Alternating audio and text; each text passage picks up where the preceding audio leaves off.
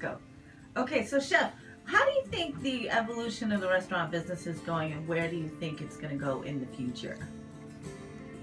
Um, What do that, you think? yes, that's a tough question. That's a tough question. Based on evolution of the restaurant scene in large cities throughout the world in last 20 years,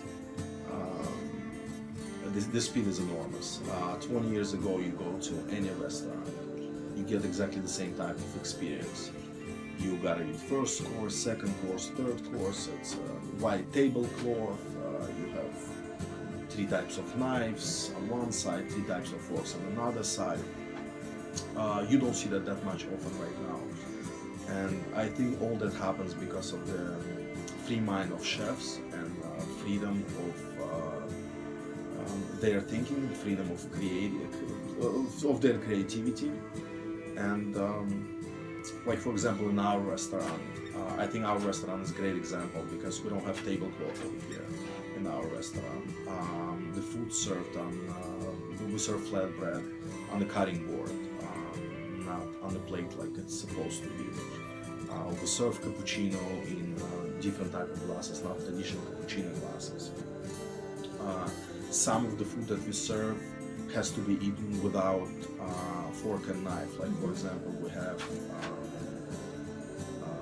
duck shawarma over here. We serve it in little paper bowls, and people have to do it with their hands.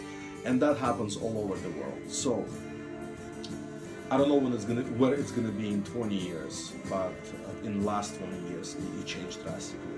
Which me personally, I like. I like that fact that people change, people offer something else.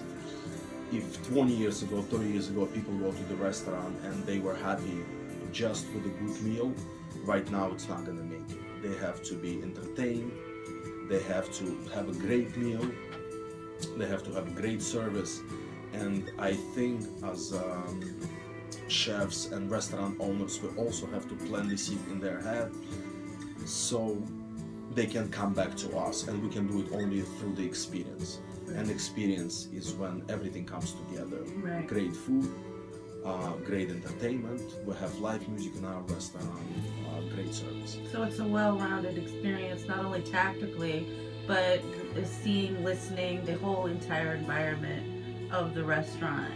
And do you feel that getting rid of the pomp and circumstance of all that tablecloths and all that stuff, it makes you have a better relationship with your customers, like more of a friendly experience?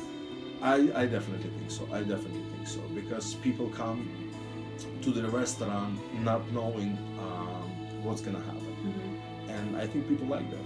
People like that.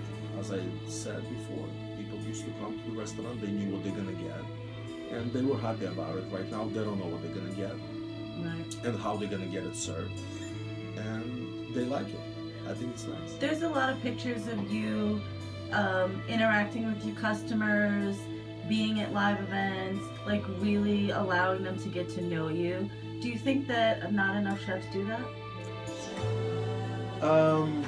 Definitely nowadays more chefs start coming out of the dining room because chefs are completely different personas as opposed to what it used to be. Chefs used to be like blue collars, like used to work in the kitchen, used to do a blue collar job. Now, thanks to Food Network, thanks to mostly I guess Food Network, a lot of bloggers, a lot of press, a lot of magazines. Chefs have a little bit more interest in the society as opposed to many years ago. People like to meet them, people like to ask them questions, and I think that's great.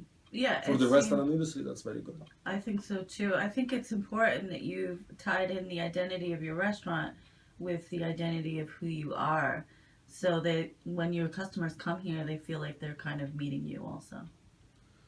I'm trying whatever it takes to bring the customers in.